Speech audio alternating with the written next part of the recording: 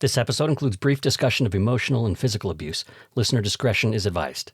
There's also some Santa Claus spoilers, so be mindful if you're listening within earshot of any kids. One of the most important things about writing a book like this is you want to be open, because the best things that have come out of my life is through hearing other people's stories. And whatever those stories are, whether it's stories about how to be on set, whether it's stories about how to be a parent, whether it's stories of abuse and trauma, whatever it is, there's something you can take from it. And I may not have the same exact experience as you, but I can learn, I can see myself in those things. I can try to put myself in it. It's creating empathy.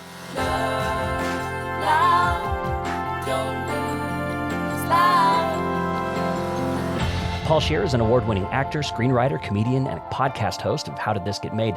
So you'd think the most interesting stories he has to tell would be about his audition for Saturday Night Live, or how he came up through improv comedy to star in shows like The League and Black Monday. Those are interesting stories for sure, but in his new memoir, Paul decided to give center stage to family stories. Growing up with a loving mom and dad who divorced, the tyranny of an abusive stepfather, and what it's like to become a marriage partner and a parent in the shadow of those experiences. Paul Scheer joins us now to talk about his New York Times best-selling memoir, Joyful Recollections of Trauma.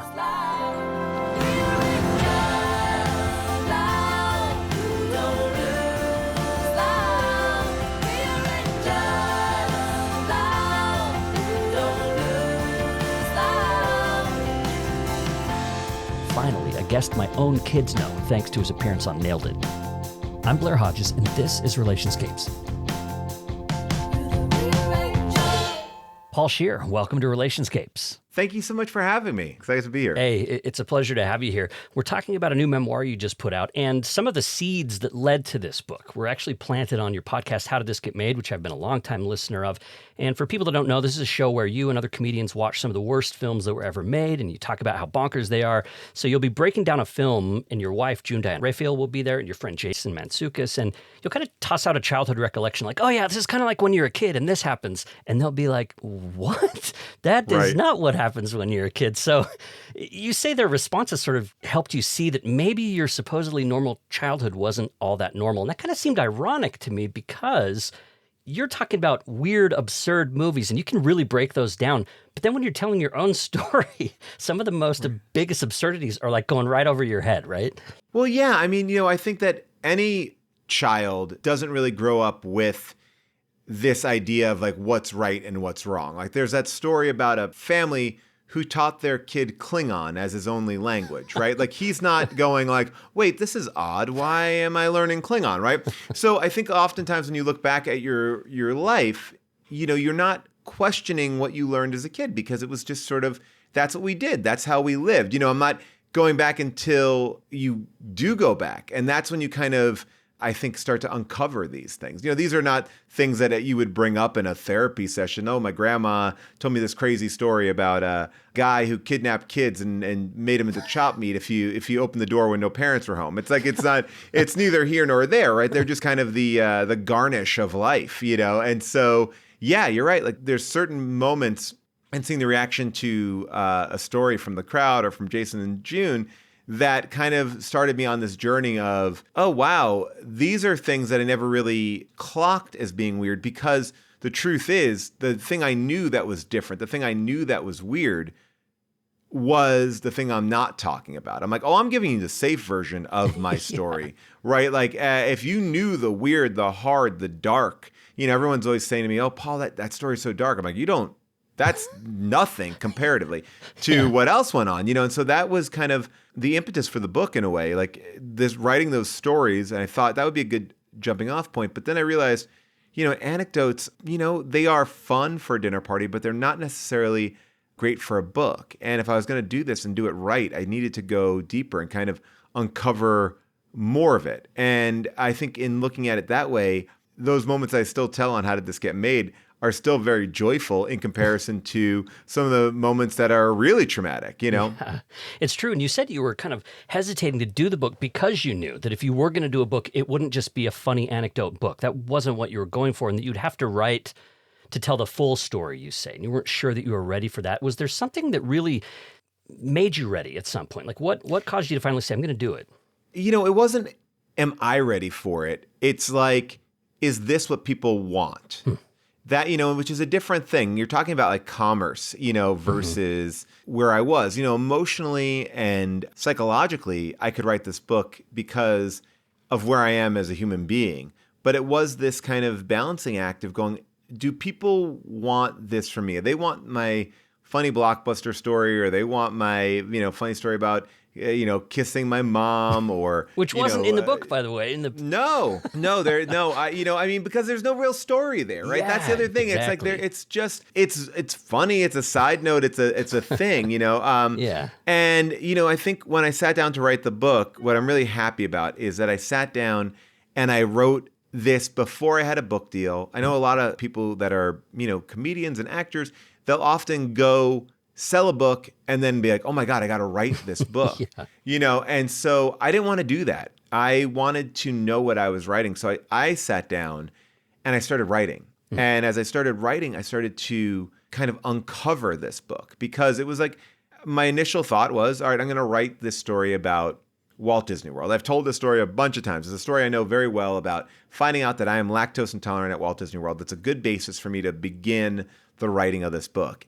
And as I was writing that's a story that I have told out in full, but I started to wrestle with like how that fit into a larger narrative of my life and what that actually represented. Yeah. And that, started to open up more and more doors. So every story that I wrote in the book came from this place where I was kind of leapfrogging. There's a great exercise in improv where you're like, it's called pattern game. It's probably the least interesting to watch. But the idea is that, you say spatula, and spatula makes me think of hamburgers. UHF. Okay, sure. Yeah, there you go. Hamburgers. Great. And then what would then hamburgers might make me think of barbecue, right? So you want to kind of jump and go spatula, barbecue. And then hopefully you keep on jumping and leapfrogging to the two ideas away from it. And so that's really how the book kind of came up. Each essay kind of handed off to the other, so much so that, when I was done with it, or when the book came out, I should say, someone on Twitter posted a list of all the stories from the podcast. I was like, oh wow, I forgot all those. None of those are in there. Yeah. It just goes to show you, I wasn't trying to recapture what I did on the show, but I really was trying to tell a story that was a little bit more truthful and narratively, I think, fulfilling, thematically fulfilling. Yeah, that's great. And I want to just give a quick teaser of some of the other wild stories, because we're going to focus in on the family stuff for the rest of the interview. But you mentioned a few already, but some other examples: the piracy that you committed as a kid working for Blockbuster Video to create the most amazing video library ever, the George Costanza job that you had for 2 years where you were given nothing to do until the day you found yourself eating lunch with Britney Spears before you even knew who she was. There's all the experiences with improv comedy that eventually led you to audition for Saturday Night Live, and all the times you made a fool of yourself encountering celebrities in the wild. So, and I love this. It really makes it a Paul Scheer book. But what I found actually personally more interesting was learning more about this family background and what family was to you, what your upbringing was like. So let's begin then with young Paul. This is you and your parents. And I have to say, their divorce, I've never heard a divorce story like this. Maybe you have. I haven't. It began when you're about 3. It's the most clandestine divorce I've ever heard of. So maybe you take a second to tell folks what happened here. Yeah, I grew up in a time, and it's probably dating myself to a certain extent, where I was really the only divorced kid in my class, right? That was very foreign. And I know that sounds kind of crazy in the culture that we live in now, because I think so many people have gone through divorce. So many kids are familiar with divorce. But for me, it was a very isolating thing. And I want to put it in that context because, when my parents got divorced when I was about 3 years old, they knew it was going to be pretty traumatic for me. And they really tried to figure out a way to make it less so. So they kind of created this fake reality, this idea of them still being together. It's a Truman Show without the cameras, by the way. 100%, yeah. And it started out being just them sleeping in different rooms, but being in the same house. And then it kind of grew into my dad leaving when I went to bed and then getting there in the morning before I got up. So it had this kind of regularity. It felt like my home wasn't disrupted. And they did that for 2 years until I was about 5 years old. And, as a kid, there were things that I knew were off. And I think it's that's the tricky thing. Yeah. As a kid, going back to your original question, you don't know anything different. Yeah. But when things don't feel right, when things are weird. And I think things need to be okay too for a kid. You want safety, right? 100%. Yeah, you want safety, but you don't know how to articulate what isn't working, right? I think, when I have 2 kids right now, and I watch them work out their moments of being uncomfortable and their moments of having questions. And it's never direct. I think I learned a very important thing early on. We may even get to this in a reading that you'd like me to do in a little bit, but you can't second guess what kids are worried about, because it's often not what you are worried about. Yeah. You're an adult. You have a whole life in front of you. Understand how the world works. Kids have a much simpler point of view. So for me, I knew something was different. I think, why am I never seeing my dad in pajamas? What's going on over here? And I would always try to make my parents hug, and like, oh, hug. It's like I wanted to put them together. Yeah. And again, it's not like I had some sense, but I knew something was off, and I was trying to fix it on some level. And I think that those are the kind of emotional, traumatic things. And there are some more traumatic things in the book, but those are the things that kind of exist with you even longer, because it feels like there's a lie and you're in a lie. Yeah. And I think that that's something that, kind of becomes this slow kind of poison in yourself. Like, who can I believe? Who can I trust? Because these two people that I really love so much, in an attempt to protect me, not to harm me, but to protect me, lied to me. So who else is doing that? And I think it's hard to kind of unpack yourself from that. Yeah.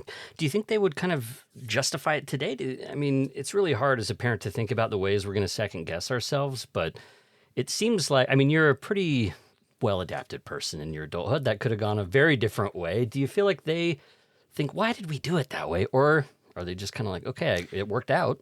I think that oftentimes, and in writing this book, I think I came at it in a very different way than if I came at it in my 30s before I had kids. Having kids really helps redefine, your own childhood, but also allows you to see the fallibility of your parents and have empathy for them. Because as a parent, I make mistakes. I think there's a stat. It was like, 70% of the time we're making mistakes. We don't know. We're trying to be better, or maybe we're doing everything right 70% of the time, and 30% is mistakes. Like, whatever it is, it's like you're are probably 30. I'm 70 doing it right. I'm sure.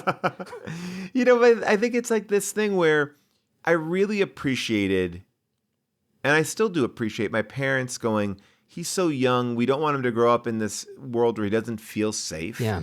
Let's try to create something that makes it safe. And it was good for them, and it was good for me.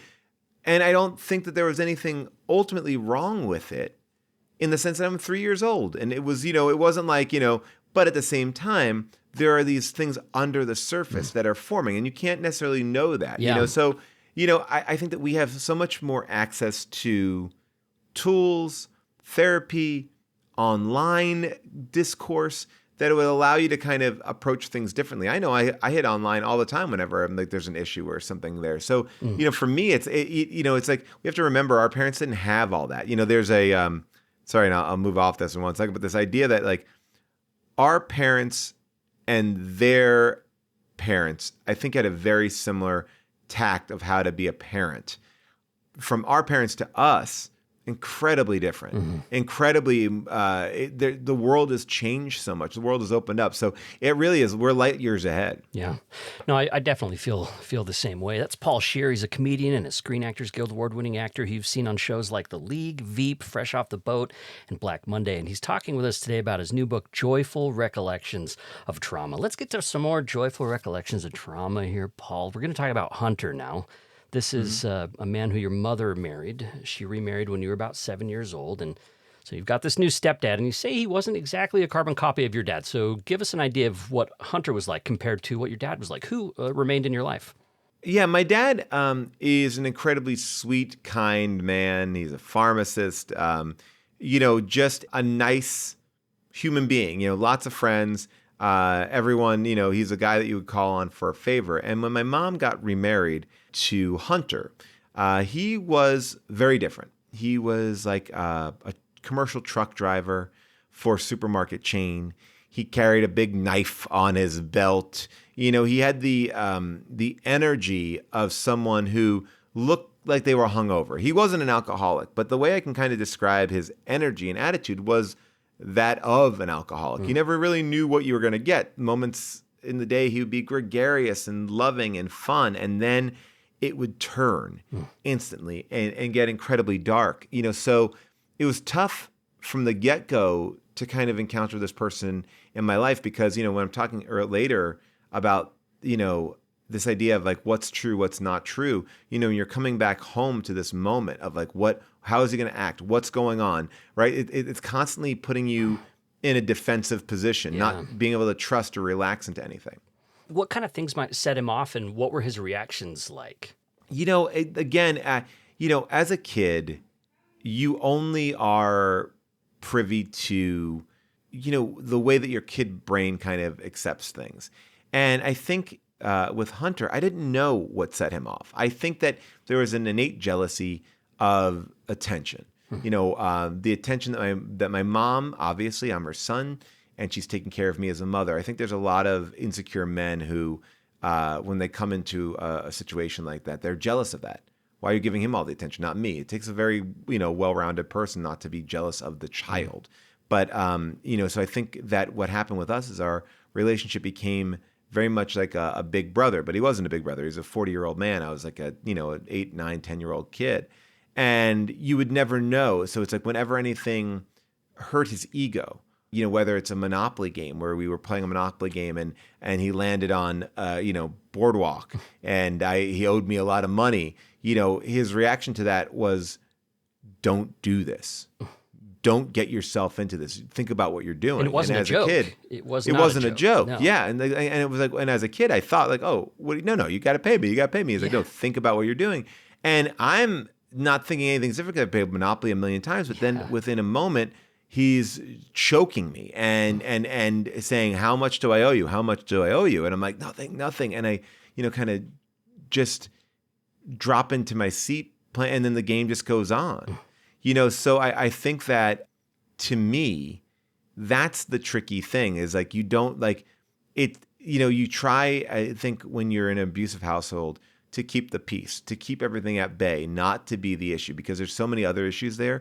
So I really got into a habit as I became older to be that person of, I don't want to rock the boat. Yeah. I don't want to make a big deal. I want to be smaller. I want to be passive because I know that when I do become the problem, like it's I guess I've never thought of it like this, but there's those movies, the John Krasinski movie, I'm forgetting the name, but there's been 3 of them where if you speak, the aliens kind of find Quiet you, Place, right? Yeah, Quiet Place, right? So that's kind of the same idea. Like who knows when whatever you do, you land on Boardwalk, I come home late, I didn't do my chores the right way, I didn't hang up my jacket. You right, anything could set it off. So it's like you're just kind of always walking on eggshells. Was it hard to write about that part? I mean, I assume you've probably brought this up in therapy. You've probably talked to people about it. When you're putting it down on paper, did that feel any different? No, not really, because, the book isn't therapy for me. The book is like a reflection of therapy. And I think that to me was why I was able to write this book, because once I write about this, I'm giving it over to everybody else, right? I'm giving it to you. I'm giving it to any reader. So, my hope is that I'm okay with it enough because, I had an experience very early on when I was doing press for this where, that story I just told about being choked over a game of Monopoly, a person started off their interview with me by going like, okay, my family was very competitive, but we never choked anybody out when we were playing Monopoly. Right. And then that, is a traumatic moment. But if I was in it still, if I hadn't dealt with that, if I didn't understand where I was at, that would kind of be like, oh, wait, you're making fun of this thing, but meanwhile, I am in a place where I go like, oh, I know, right? And it wasn't even, it wasn't even Pacific Palisades or whatever. It's like, I could just jump right into it and I can roll with it. And I think, a lot of the times writing a book like this, that is, the book isn't about my career. The book is really, it really is about the effects of trauma and how they reverberate throughout your entire life. And the decisions that I had to make as, getting married, having a kid. And yes, there are funnier traumatic incidents in the book. But, I think when you write a book like this, you have to have a point of view, because I could come into it and feel like, oh, I'm being too hard on my parents. I'm being this. Because in therapy, I can say whatever I want. Right. And there's no consequences. In a book that's released, Yeah. there are a lot of consequences. I have parents that are alive. I have parents at work. I have parents that I love. And, the book is a very raw and real reflection of my life, but it also isn't every detail because every detail isn't fit for print and for mass consumption, So finding that balance too is really important. Well, let's give people an example of something from the book here so they can get a sense of your authorial voice. One of your joyful recollections of trauma is this summer that you spent home alone as a kid, which to you is kind of a dream. Your mom and Hunter had sent you off to this summer camp. It didn't work out, so they let you come and hang out at home. You were alone. This is awesome. But then one day, this really angry stranger shows up because Hunter's problems weren't just in his home. They also existed beyond the home, and so danger could come from the outside. So this man shows up. He's pounding on the door. He's screaming for Hunter. Is there anything else you want to mention about that story before I have you read? Yeah, I mean, basically, I survived a little bit of a home invasion. This man kind of broke into my house. I fended him off with a wooden sword that I had from a Halloween costume. Yeah. And the cops came and he left. And the house, I was fine. And there's this thing like one of the pictures fell off the wall because he was banging on the door so much. It and shattered. It shattered. And my parents, as I kind of just took out the glass of that picture and hung it back up on the wall. Yeah. It was very indicative of how everything kind of happened in my house. So I'll kind of read this chapter here, knowing that I haven't read this part out loud in a bit. So we'll see. Not since the audiobook. I rebounded from these events very quickly because I grew up in a family where if you survived, you were fine. If everything turned out okay, it was, all right, move on. The idea that there could still be lingering emotional trauma and fear didn't cross my parents' mind. It was just like that picture that was rehung on the wall. A casual observer might not notice anything, and you can pretend that nothing's wrong with it. But if you actually look at it, you see that it needs some attention. But this is how my mom and I had to survive. Now, as a parent, I wrestle with that desire to fix things or minimize the trauma that my own kids feel. But I also know that acknowledging their fears and sitting with them in their anxieties are just as important. I give them a chance to express themselves without minimizing their emotions. And I don't always get it right, and I'm trying to find that balance. After the school shooting in Uvalde, my oldest son came home from school and asked us, "Did you hear what happened in Texas today?" And while this wasn't the first school shooting that he'd been alive for, it was the first one that he was aware of. And we asked how he was feeling. And he told us that he felt safe, with all the protocols in place at his public school. And it felt like at first he was just trying to convince us that he was okay. So we just listened and let him tell us of his experiences of the events. We didn't race to make it okay or tell him how far he was from that school. We let him ask us questions. And we really wanted to center his experience and feelings and not ours, which was hard to do. And as I tucked him into bed that night, we spent a longer time than usual just lying there talking. And all of a sudden he said, "I'm scared." And I fought everything in me that wanted to make it better for him. And I remembered how fearful and alone I felt as a child. And I knew it could be different. And I said to him, "It's okay to be scared, but I'll always be here for you." I grabbed him, and he grabbed me tighter than ever. And when he released, he smiled and said, "Thanks, Dad, I feel better." And I think every kid wants to be Kevin McAllister, be home alone. But no kid wants to feel alone. That's Paul Scheer reading from the book Joyful Recollections of Trauma. Now that you're reading it back right now, what comes to mind for you, Paul, as you're kind of putting yourself back in that headspace? Because that's a pretty intense part of the book. Yeah, for me, it is a good reminder, that kids are constantly learning and kids are so fragile. And, when I had my second child, my wife's father passed away. My oldest was 3 years old. And, he understood that someone had died. And there was this want to kind of describe what death is, because it's the first time he's going through that. And we talked to a friend who works with a lot of children as a child psychologist. And she said, the best rule of thumb is to be honest, but brief, right? The more that we kind of create a narrative, the more we kind of create a story, the more we kind of lay down, it's like spinning your tires out, right? We create more mud. It becomes a harder thing. It might actually work in the moment. It might feel like, oh, we're moving forward. We're hitting the gas. The car's wheels are moving. But what you're doing is actually creating a bigger rudder, and it's about understanding, where your kids are and where you are. Because a good example of this is just recently, my oldest son, he believes in Santa Claus. How old is he now? He's 10. Sweet, yeah. Right, and My so kid's 9, and he's like half and half. So right, so and this is it. So I should say he was about 9 when this happened, okay. and he was starting to ask more and more questions, right, and he was starting to become aware of it, and I had a choice to make, and my wife had a choice to make. Do we continue this lie, which is a lie in good spirit, right? Sure. It's a great lie, right? I loved it. Right? It's like very rarely do kids come out and go like, "You lied to me about Santa Claus. How dare you?" By the way, that happened to John Hodgman. I don't know if you've heard his story, but it was like super traumatic. But anyway, go ahead. Oh, I love that. He's anti-Santa for this reason. He feels oh my gosh. Well, so I started to hear what he was saying. Like other kids at school were saying he doesn't exist. He doesn't this, and the choice was, do I continue this lie for myself, for him, or are we honest with him? And that was a really important moment, because it's like I'm my first kid not believing in Santa, and we told him the truth. And as much as I think he wanted to hear it, he didn't want to hear it. Yeah. And that was difficult. And then, that also opens up the door, because it's like, wait, is the tooth fairy real, or is the Easter Bunny real? Right. Cascade. Things start to go, things start to go away. But it's also like understanding, I probably could have gotten him to believe in it a little bit longer if I forced, because I have that power as a parent.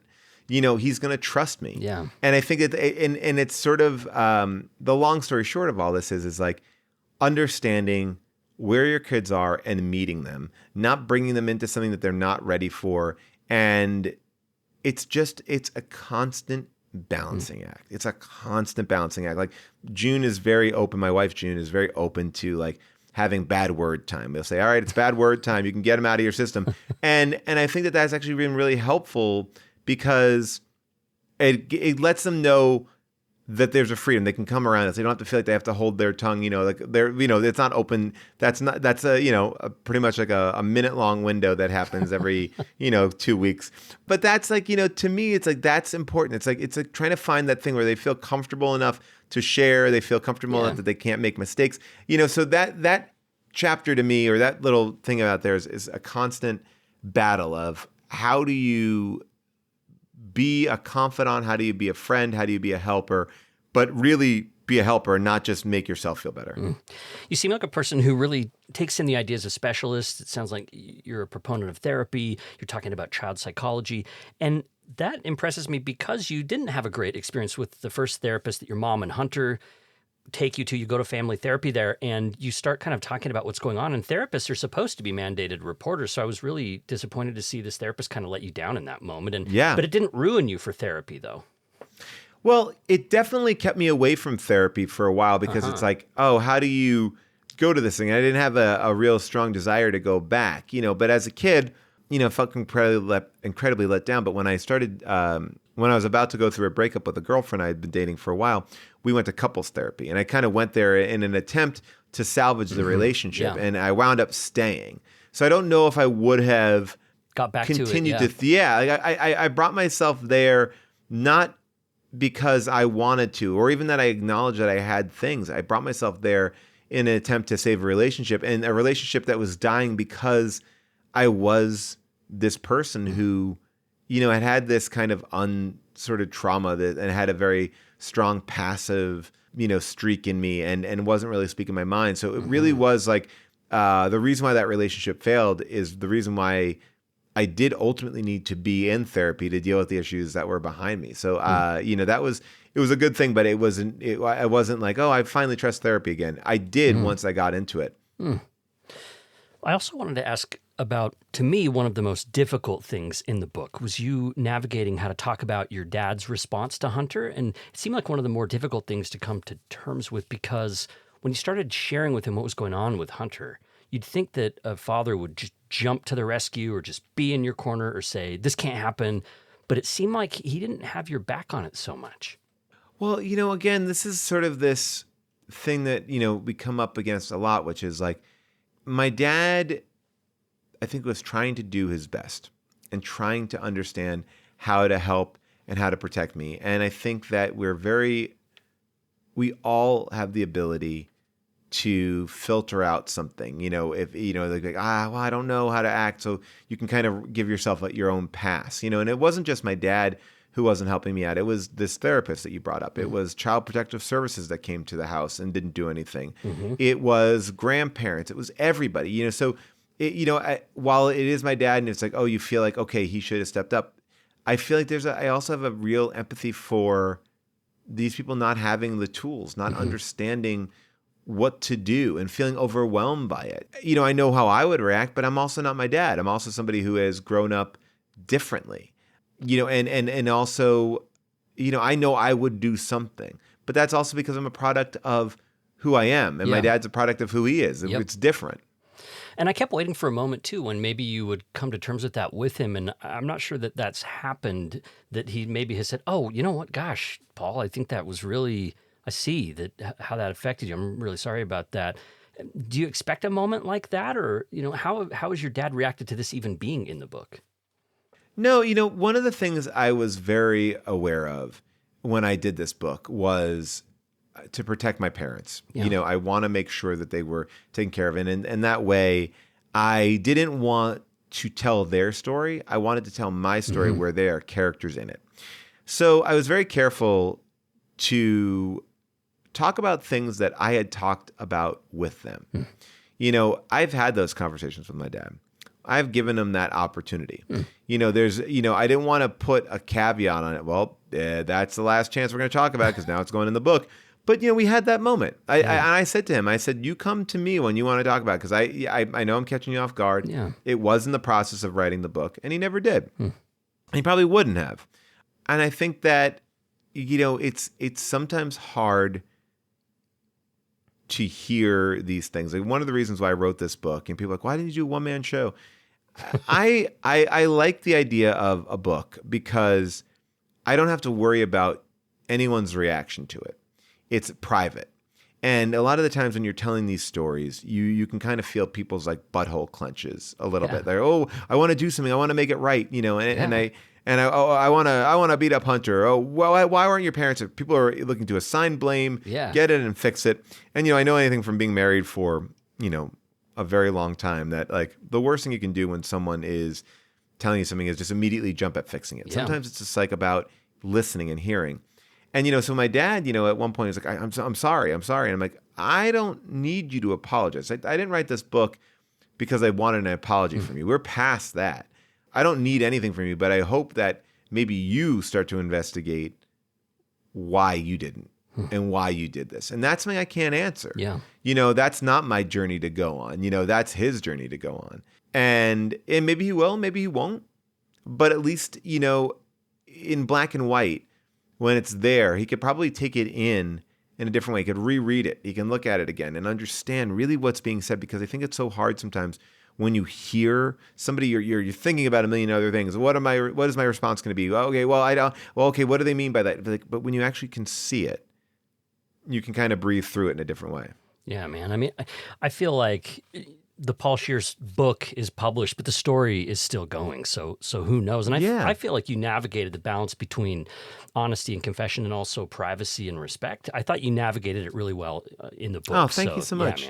Yeah, man. To me, it's like this is one of the most important things about writing a book like this is you want to be open, because the best things that have come out of my life is through hearing other people's stories. Yeah. And whatever those stories are, whether it's stories about how to be on set, whether it's stories about how to be a parent, whether it's stories of abuse and trauma, whatever it is, there's something you can take from it. And I may not have the same exact experience as you, but I can learn, I can see myself in those things. I can try to put myself in it. It's creating empathy. And, and for me, it was like, I want to tell this story truthfully and really. And there's just certain things that you don't need to include in that. Yeah. Because it doesn't really ultimately affect the story. Like I remember my mom, when she read it, She's like, well, you could have gone a lot darker than this. And I was like, yeah, sure, I guess. That's not really the point. But You're like, joyful but is in the title. Like. yeah. And it's like, and everybody has got their own thing. It reminds me of like when I was working on, as a real left turn I'm going to give you, but when I was working on Galaxy Quest, yeah, I love that movie, and I was writing a television version of it, and everyone had a different thing that they wanted from it, right? It's like, and it's like, and it was very hard when you have IP. It's like, well, I want this to be this, I want this to be that. So I really wanted to make it like, this is my story. There's other things here, but this is this journey. It's not also the complete story.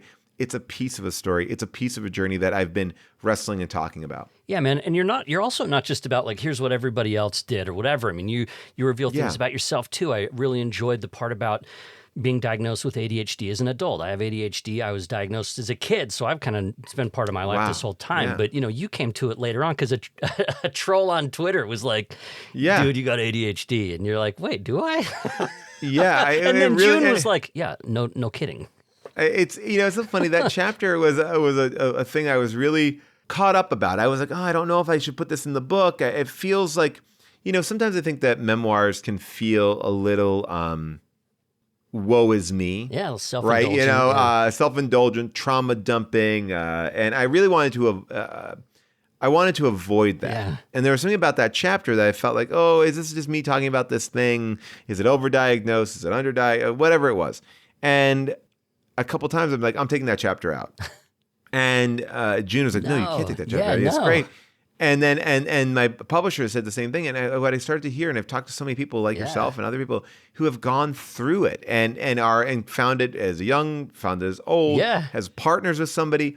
And I think that was the thing I didn't really quite understand. Like I thought in many respects, like the trauma of like being an abused household was maybe more universal than this other thing that I was dealing with. And I don't know, and I'm so happy that I left it in, and my conversations have been really amazing because of that. I've taught, like, again, what I like about this book, or I should say what I like about the reaction to the book is, people can walk away and say, oh my gosh, I had a stepfather like that. Oh my gosh, I got diagnosed with ADHD after I had kids. Oh my gosh, I worked in Blockbuster, or I had a run-in with Alan Alda. Disney World. Right, yeah, exactly, right? So, everybody has their own entry point. Yeah. And I think that's part of the fun of the book is knowing that you can find it wherever you want. It's not a book that's all one thing. Yeah, man. And truthfully though, I haven't shat my pants at Disney World.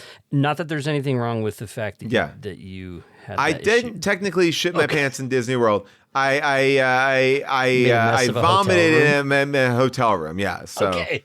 Yeah. Okay, good. That's a good fact check. That's fair. So we're talking with Paul Scheer about Joyful Recollections of Trauma. You might have also heard him on the smash hit podcast, How Did This Get Made? And also another podcast called Unspooled with his co-host, Amy Nicholson. He and his partner, June Diane Raphael, are the parents of two. So let's talk about June. I think the most surprising thing about June, you're telling the story of how you two met, how you fell in love, and how you proposed. It's really a sweet story. But something caught me, like I did not see this coming at all. The fact that you hadn't really talked about marriage with June in any serious way before popping the question, as far as I could tell from the book, that this was a legit surprise. That she seems like such a planner, and you kind of do too. So like when you're like, I don't know, maybe it's from my own background where you're going to bring it up. You're going to like know months in advance and, but you didn't know. Yeah. Well, look, we definitely planned a wedding, right? But, but it's like, proposal seems like that's where you don't have to plan. It seems like that, like, or at least, there's a lot of things that you learn as you get older that, the movies have prepared us the wrong way, right? Like, I think childbirth is a perfect example of it. Like, my idea of what childbirth was from TV and movies versus what it actually is wildly different. Yeah. And for me, it was sort of like, we hadn't really talked about it. We haven't really decided on any way. And there was something about it where I was like, well, this is this person that I really love. And there's this one day where I was like, I kind of want to do this, but should I? I don't know. And I gave myself a month. I was like, if I still feel this way in a month, should I do it? And I did. And I felt this way. I was like, man, maybe I guess I need to. Yeah, maybe you weren't a marriage guy before that. You're sort of like, right. It's like maybe it was reflective of the relationship. And so, I wanted to plan it. I wanted to be special. And no offense to anyone who discusses it, gets the ring, And then, then it's more about when it will happen. That's a beautiful way to do things too. Sure. I think I just went in a way that I felt like was much more of a movie moment. And if you know anything about me, I'm very slavish to pop culture and the movies. So that's why I kind of, erred on that side. I mean, it worked out. You didn't spend a lot of time talking about like navigating a relationship in Hollywood. And like a lot of these Hollywood couples sort of become news, and you guys haven't really maybe gone through that as much, but was there a kind of a deliberate decision of like, we don't really need to, it's not really part of the story I want to tell, is talking about what it's like for you both to be in the industry and how that might impact a relationship? Because I mean, obviously I wouldn't be able to really relate to that maybe, or maybe there are things about it that I would relate to. Like for me, like the important thing for this book, and it was just my own decision, was like, I didn't want to write a book that felt like a showbiz book, right? Yeah. I didn't want to get into that. And honestly, June and I, our profession is, in this business in Hollywood as writers, directors, producers, actors. But the truth is, it has nothing to do with our relationship.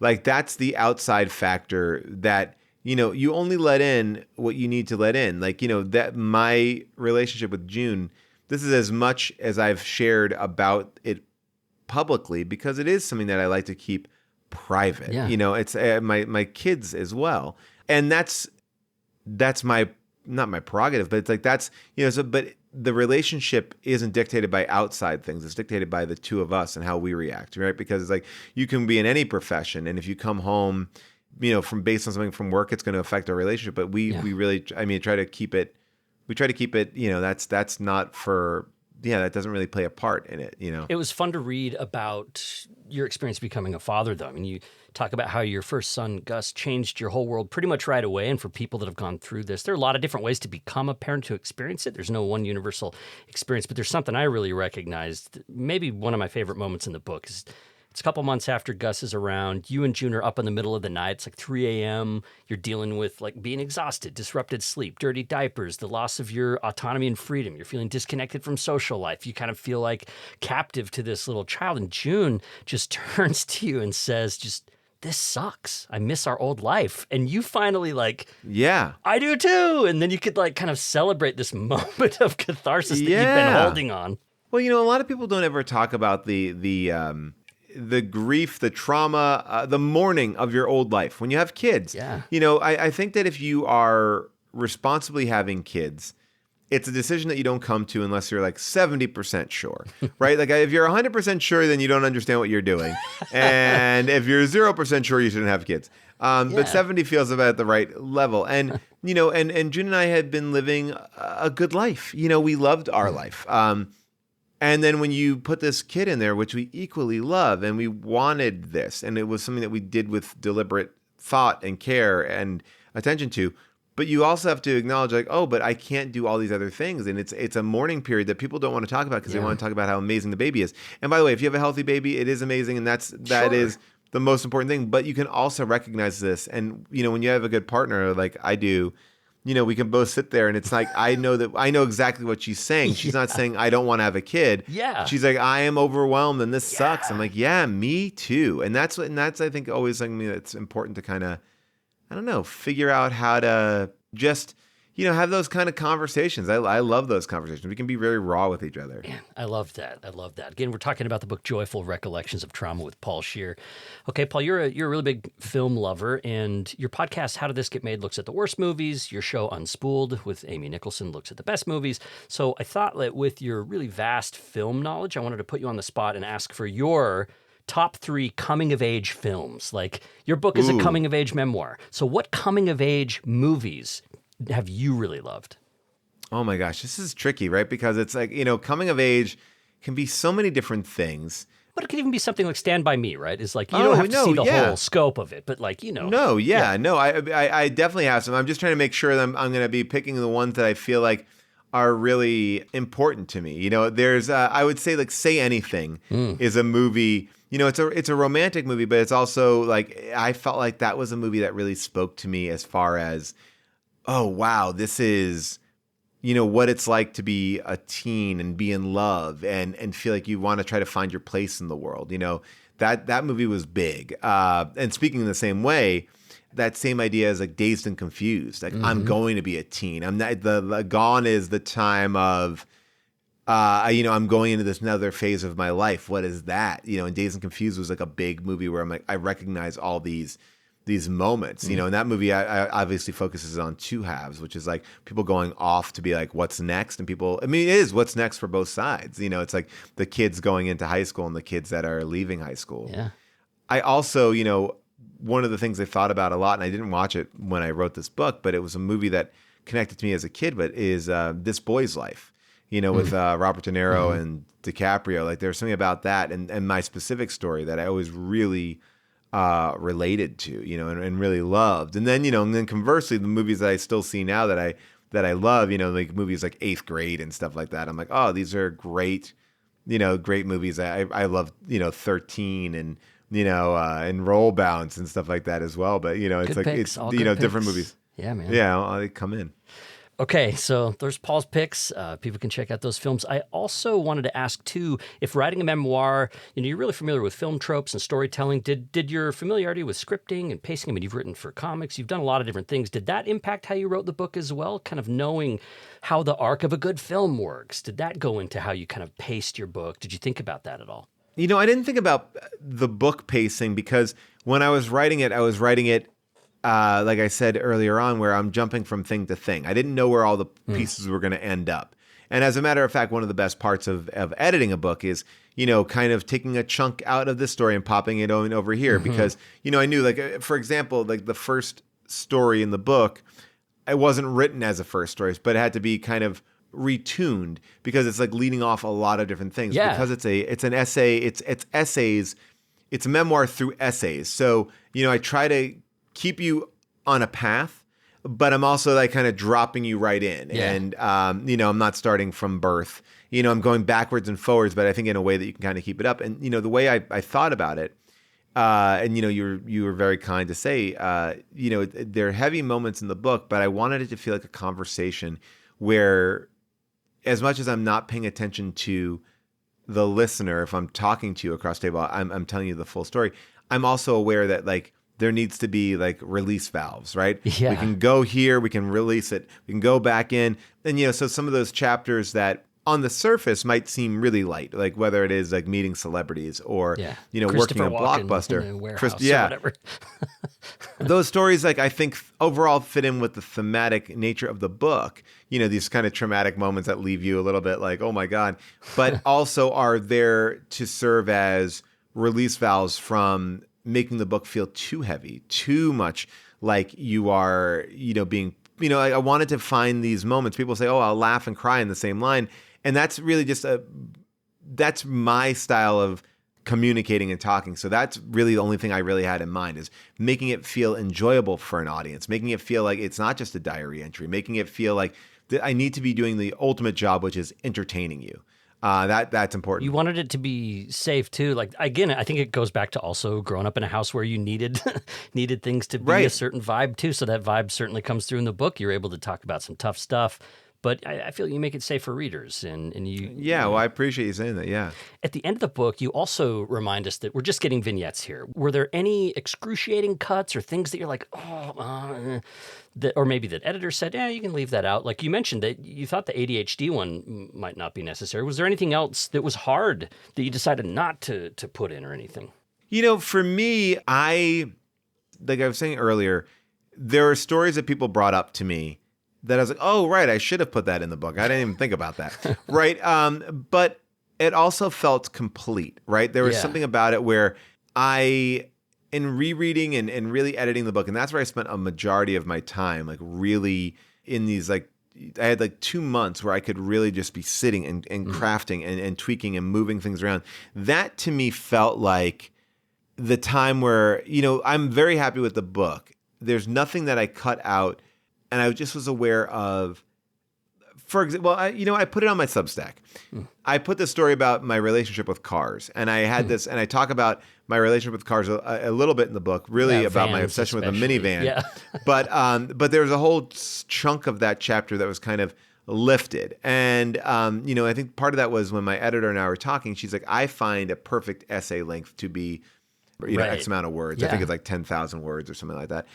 And at first, I didn't fully agree with it because I'm like, well, but we need this. But I also understand like pacing and things like that. Like Those are those little those tips and stuff that I learned after the fact. So yeah, there are pieces and chunks that I would love to put back in, but I also think the overall pacing of the book is probably better for it. That's Paul Scheer. Again, we're talking about the book Joyful Recollections of Trauma. Well, Paul, we always like to conclude with a segment called Regrets, Challenges, and Surprises. So this is a moment for you to reflect back now that the book's out in the world. I should mention it is a New York Times best-selling book. Congratulations on that.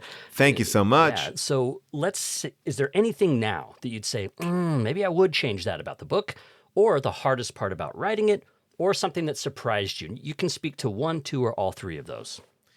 The one thing that's come up a handful of times, and I haven't really ever talked about this because I thought it was a given. But, a lot of people will say to me, well, what did your mom do in these moments? And, my mom and I were both suffering at the hands of this abuse. Yeah. And I don't really detail that in the book. For two reasons. That's her story to tell, but I also, if I could go back and change anything, I think I would maybe add a line or two just to underline it. I have things, in the passage I read, like that's the world that my mom and I were living in, but it doesn't really articulate that she also was, it wasn't just coming from me, and I thought it was apparent that was something that was going on, but I guess to some people they may feel like, oh, it wasn't. So that was one thing that I think I've thought about. I'm like, maybe I could have been clearer about that. Again, I think I was walking that line of being respectful also of the story that she wants to tell and that she wants out there. Yeah, that's right.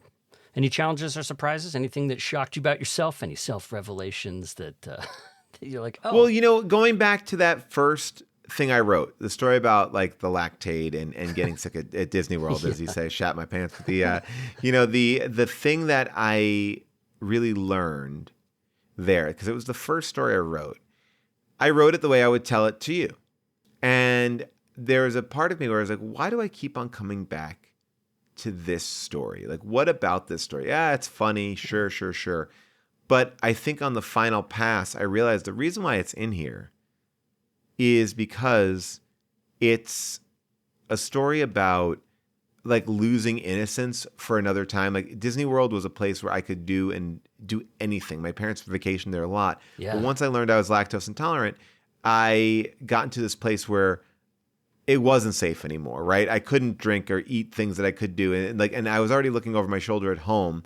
And now with this idea of like being lactose intolerant, I started to look over my shoulder everywhere when there's pizza parties and there's whatever, cheese is everywhere, milk is everywhere, especially when you're a kid. And I think it kind of grew me up in the limited places where I had to be a full-on kid. It kind of forced me out of it. And I think when I realized that, I was like, oh, that's interesting. And I know it sounds silly to be like, oh yeah, my lactose intolerance gave me raced me into adulthood. But I think when you understand all the situations around it, I think it's more true than not. Yeah.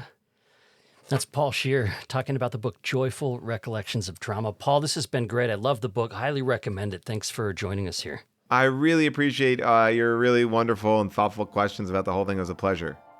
Thanks for listening to Relationscapes. You can check out a full transcript of this episode at relationscapes.org.